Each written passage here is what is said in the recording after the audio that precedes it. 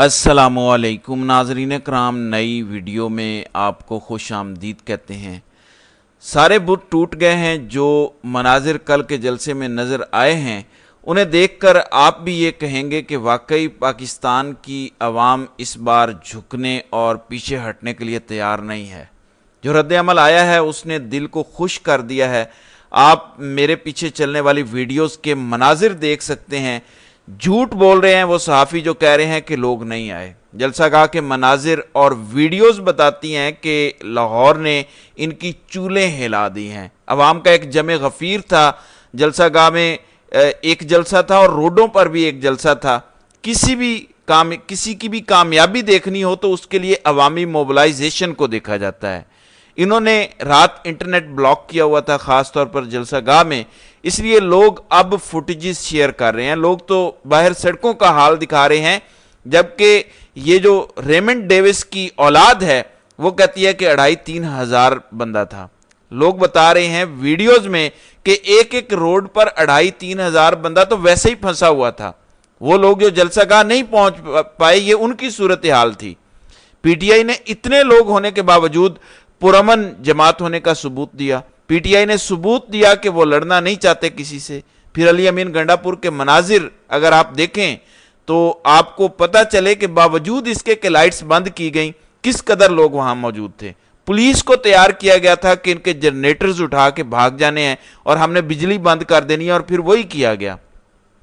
अगर नाज़रीन इकराम जलसे में 2000 बंदा है या था तो जियो का कैमरा वहां लेकर जाते, ऑन करते सारी लाइटें और लोगों को दिखाते कि देखो 1500-2000 बंदा है। देखें, ये सोशल मीडिया का दौर है। आप 8 को 10 दिखा सकते हैं, 10 को 50 नहीं दिखा सकते।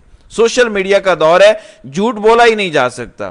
क्यों कंपनी का बयानिया फेल होता है? और उसकी वजह यह है क्योंकि कंपनी 8 को 50 दिखाने की कोशिश करती है, 17 को 120 बनाने की कोशिश करती है, तब पकड़ी जाती है। 17 को पहले 20 बनाया करते थे, पकड़े नहीं जाते थे। 8 का 10 करते थे, पकड़े नहीं जाते थे, अब पकड़े जाते हैं।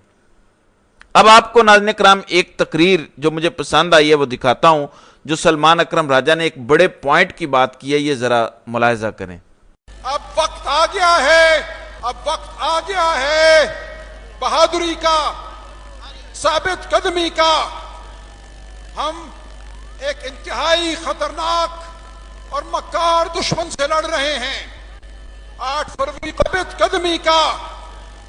हम एक इंतहाई खतरनाक और मक्कार दुश्मन से लड़ रहे हैं।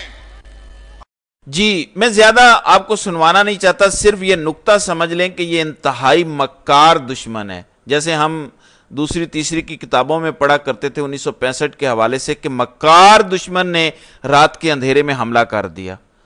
इस वक्त जो जमहूरियत का दुश्मन है, जो अवाम का दुश्मन है, इंसानी हुकूक का दुश्मन है, जो चादर चार दीवारी का दुश्मन है, ये बड़ा मक्कार दुश्मन है। ये बराबरी की सतह में मुकाबला करने पे बिलीव नहीं करता। ये आपके हाथ बांध के आपके सामने भी खड़ा होने से डरता है, लेकिन मक्कार है बड़ा ये दुश्मन। तो सलमान अकरम राजा ने बड़े एप्रोप्रिएट अल्फाज इस्तेमाल किए हैं और बिलाखिर वो कहा है पीटीआई की स्टेज से जो बहुत पहले कह देना चाहिए था कि दुश्मन बहुत मक्कार और ख़तरनाक है, तो लड़ाई भी ख़तरनाक होगी, जिद्दोजहद भी बड़ी मुश्किल होगी, नताइज भी बड़े शानदार होंगे। अगर हम डट के सारे खड़े रहे तो मक्कार दुश्मन और ख़तरनाक दुश्मन से आपका मुकाबला है। दूसरी जानिब अली अमीन गंडापुर ने एक पैगाम दिया है, मैं चाहता हूँ वो भी ज़रा आप सुने। बिस्मिल्लाहिर्रहमानिर्रहीम, इय्याका नअबुदु व इय्याका नस्तईन। तमाम पाकिस्तानियों को बिलखसूस जिंदा दिलाने लाहौर दाता की रैली के वासियों का मैं इमरान खान की तरफ से शुक्रिया अदा करता हूँ, और पख्तूनख्वा की आवाम का जो कि आज भरपूर तरीके से निकली और रुकावटें दूर करके इस वक्त मोटरवे के मुख्तलिफ मकामात पर, रिंग रोड पर वो इस वक्त भी मुकाबला कर रहे हैं फसाइयत का। मैं यहाँ पर आया, आपने मेरा इस्तकबाल किया, जलसागाह ने सब कुछ उखाड़ के ले गए थे। मैं कल आराम से जो मैंने तकरीर करनी थी, जो कि सिग्नल इशू है, मैं आराम से पूरी बात अपनी तकरीर में करूंगा और अपना बयानिया पेश करूंगा। मगर मैं एक बात बड़ी क्लियर बता रहा हूं कि हम फॉर्म 47 की ना हुकूमत को मानते हैं, ना हम फॉर्म 47 की इस पार्लियामेंट की कोई आईनी तरमीम को मानते हैं, और नहीं जब तक हम जिंदा हैं हम कोई ऐसा इकदाम होने देंगे। ہم عدلیہ کے ساتھ ہیں, عدلیہ سٹینڈ لے, ہم مرتے دم تک ساتھ دیں گے اور یہ ناجائز نہیں ہونے دیں گے. جی یہ وہ پیغام تھا جس کو روکنے کے لیے لائٹیں بند کی گئیں اور روکا گیا کہ کہیں ججز کے اندر بھی کوئی ایسی ہمت نہ پیدا ہو جائے کہ وہ سٹینڈ لے لیں, کیونکہ جب اتنا بڑا مجمع ہوتا ہے, جو شیلیں تقریریں ہو رہی ہوتی ہیں, اور وہاں سے یہ کہا جائے کہ ججز ڈٹ جائیں, ہم آپ کے ساتھ کھڑے ہیں, اور عوام کی لاکھوں کی تعداد نعرے لگا رہی ہو کہ ہاں جج سٹینڈ لیں اور ہمیں قاضی منظور نہیں ہے, اس کو روکنے کے لیے جلسہ گاہ سے جنریٹر اٹھائے گئے, لائٹس بند کی گئیں اور پولیس کا دھاوا بولا گیا. پی ٹی آئی قیادت کو زبردستی سٹیج سے اتارا گیا. عمران خان کی بہنیں خدیجہ شاہ اور باقی جو خواتین ہیں وہ میلوں پیدل چل کے جلسہ گاہ پہنچے کیونکہ رستے بند تھے. اس کے باوجود لوگوں کا ٹھاٹھے مارتا سمندر تھا. کیوں؟ جب آپ اتنی فستائیت کریں اس کا کچھ تو اثر ہونا ہے. یہ وہ بارش کا پہلا قطرہ ثابت ہوگا کہ خوف کے بت کڑک کڑک کر کے ٹوٹ گئے ہیں. عوام پر 9 مئی کے بعد ایک طرح سے ایٹمی حملہ کیا گیا تھا.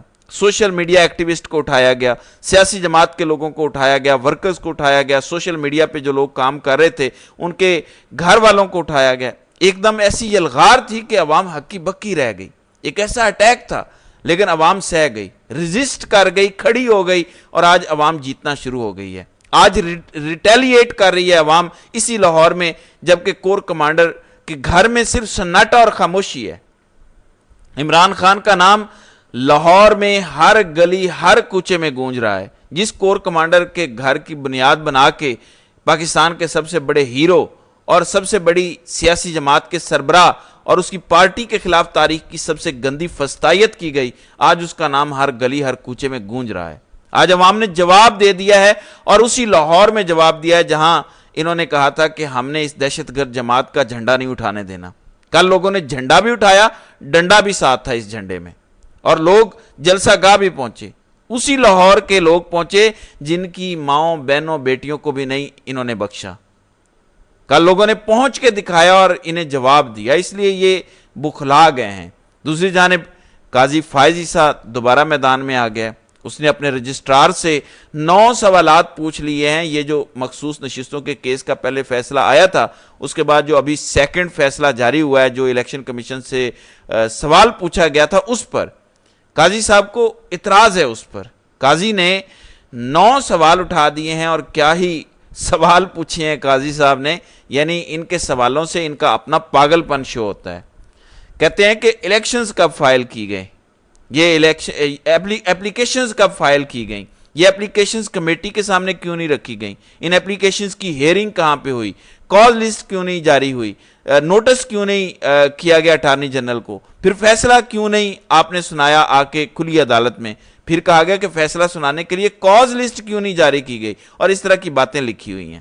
اس کا جواب آرڈر میں موجود ہے کہ کوئی بھی مسئلہ ہو, کوئی بھی کلیریفیکیشن دینی ہوگی پی ٹی آئی کو یا کسی کو, تو وہ اپلیکیشن ڈالے گا عدالت میں, جو انہی 8 ججز کے سامنے رکھی جائے گی. اب آپ مجھے بتائیں ججز کی کمیٹی کا کیا کردار رہ جاتا ہے جب 8 ممبر بینچ کہہ چکا ہے کہ جو درخواست آئے گی وہ اسی کمیٹی کے سامنے رکھی جائے گی.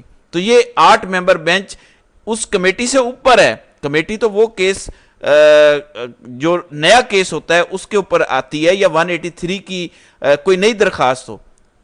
اسی فیصلے پر اب کلیریفیکیشن مانگی گئی تھی الیکشن کمیشن نے, کیونکہ مانگی تھی. اب کیونکہ پی ٹی آئی نے کلیریفیکیشن مانگی ہے, اس پر قاضی صاحب نے یہ گیم ڈال دی ہے. تو کھیل بڑا دلچسپ ہو چکا ہے. تو دیکھتے ہیں کہ آگے آگے ہوتا ہے کیا. تو ناظرین کرام, آپ کی اس ویڈیو کے حوالے سے کیا رائے ہے, آپ اپنی رائے کا اظہار کامنٹ سیکشن میں ضرور کیجئے گا.